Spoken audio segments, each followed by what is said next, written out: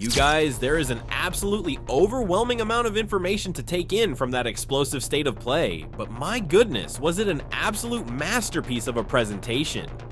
Insomniac promised us a while back that we would get a brand new look at Marvel's Wolverine during this spring showcase, and even though we are technically kind of rolling into summer right now, they completely delivered by giving us a massive extended look at the gameplay. Not only that, but pre-orders have officially gone live around the world, and we have our very first look at the brand new suits, customizable gear, and some other brilliant bits of character customization that we are going to break down completely in today's video. However, alongside all of this incredible hype, there is also some genuinely bad news that I need to talk about with you guys here today. If you are incredibly excited for Marvel's Wolverine, you already know exactly what to do. Go ahead and slash that like button, subscribe to the channel, and turn on all notifications so I can keep you completely up to date on all things regarding this game leading all the way up to its official release on September 15th. Alongside that massive, breathtaking reveal and the extended look at actual gameplay in action, we got some incredible little tidbits about the story and exactly where we are at in the narrative timeline of this universe. The official PlayStation blog post that was written up specifically to accompany this extended gameplay look mentions a ton of lore, setting up the fact that when the trailer begins, Logan is actively tailing a group of mutants who have been hunted down and captured by the Reavers, a brutal, guns-for-hire cybernetic militia. The Reavers have dark plans to deliver these captured mutants directly to their main client, Bolivar Trask, who is a billionaire industrialist driven by a fanatical, dangerous belief in human superiority. The blog also officially introduced another major player in Logan's journey, John Gray, a remarkably powerful telekinetic and the emergent leader of these captured mutants.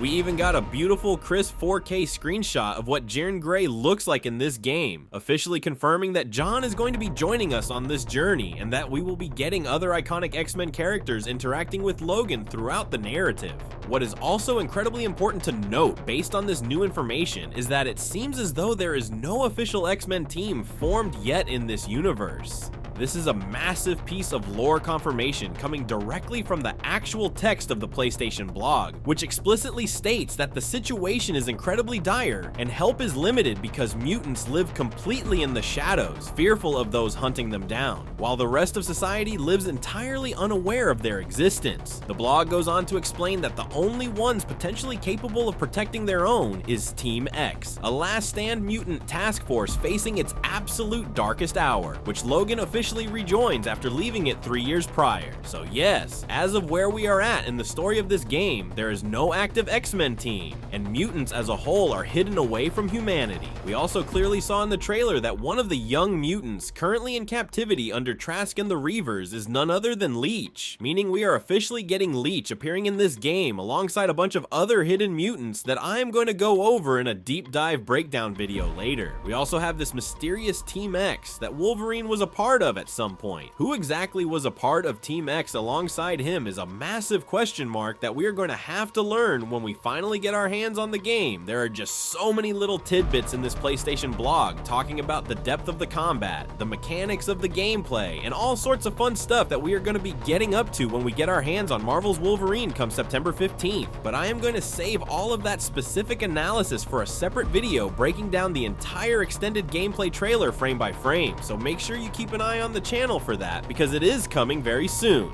What I also really wanted to go over with you guys here though are the official pre-order bonuses. It was announced during the state of play that pre-orders would go live immediately after the presentation concluded, meaning that right now as you are watching this video, pre-orders for Marvel's Wolverine are officially live on the PlayStation Store, at your local GameStop, or wherever you prefer to buy your games. Now, if you decide to get the standard edition of the game, your pre-order bonus includes the iconic classic brown suit, which we did see in full action during the extended gameplay trailer, and my goodness, it looks absolutely glorious on our short king. But also, and this is massive brand new information that we did not know about previously in terms of customization, you are actually going to be able to customize your claws in this game. One of the official pre-order bonuses for the standard edition is a set of reflective claws. You are also going to be getting one technique point, which acts as an additional skill point for an early game upgrade, and 4 exclusive PlayStation avatars, one for Wolverine himself, one for John Gray, one for Mystique, and one for Sabretooth, who is now officially confirmed as another major villain we are going to be fighting. Through those specific pre-order avatars, we also got a brand new look at Mystique and her official character design in the game, though we already knew she would be involved based on the original teaser trailer we got way back during the previous showcase when Wolverine was first revealed. Now, it was also confirmed that there is going to be a digital deluxe edition for Marvel's Wolverine, which is going to cost you $80 US, and you can look up what the exact conversion rate is going to be for your specific region. This premium digital version will come with the full digital download of the game, as well as 5 exclusive digital deluxe edition suits. Originally, when I saw these, I thought they were going to be the standard type of suits that you could just unlock naturally through standard progression, but were simply early unlocks in the Deluxe edition. But that explicitly does not seem to be the case here. It is clearly mentioned in the PlayStation blog that while you will have a massive variety of looks to choose from and an assortment of claws to unlock in the base game through standard progression, these specific items are exclusive offers available only through purchasing the digital deluxe edition. For all of my physical media collectors out there who prefer to own physical copies of games and want to just pre-order the base physical edition, I am highly confident that Insomniac will offer a digital upgrade path on the PlayStation Store post-launch if you really want to acquire those suits later. Looking at those exclusive suits from left to right, we have the brand new leather suit paired with tapered claws, which comes directly from the legendary Grant Morrison comic run, and honestly looks incredibly sick. Next is the Night Hunt suit paired with serrated spine claws, followed by the Incredible suit with smooth edge claws, which represents his iconic first appearance suit from the comics. Then we have the Savage suit with hollow blade claws, and finally, the legendary Age of Apocalypse suit featuring thick claws and even his iconic missing arm design, which is just absolutely awesome to see. Some of these exact suits were on my original wish list for costumes that I wanted to see in Marvel's Wolverine, and I am so incredibly glad that they are making it into the game, although I am admittedly a little bummed out that they are locked behind the digital deluxe edition. Of course, just like with the base edition of the game, if you pre-order the digital deluxe edition, you are going to get that classic brown suit, the reflective claws, the 4 PlayStation avatars, and an additional 3 technique points on top of the 1 point from the standard edition, giving you a total of 4 extra skill points at the start of your playthrough. But here is where I have to deliver some genuinely bad news, and I am honestly really bummed out about this, because everyone in the community was sitting here waiting and hoping to see what the physical collector's edition was gonna look like for Marvel's Wolverine. My buddy and fellow content creator Octos actually reached out and asked Insomniac directly about this over on their official Twitter page, and Insomniac ended up replying with a definitive answer, stating, "Glad you're excited, Octo. Marvel's Wolverine will not have a collector's edition. We will offer a standard edition and digital deluxe edition."